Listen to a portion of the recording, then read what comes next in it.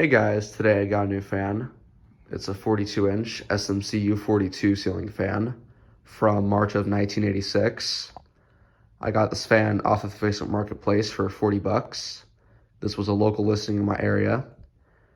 And to me, 40 bucks seems a little too much for a fan like this, but it was worth it because this fan's rare and vintage, and it was like 5 minutes away from where I live, so I decided to get it.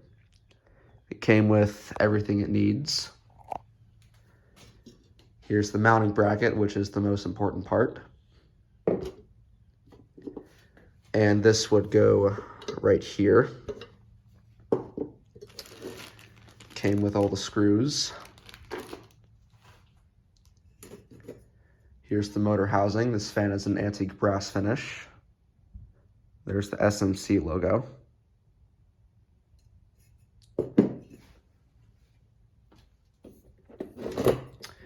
Here's the switch housing and the light kit.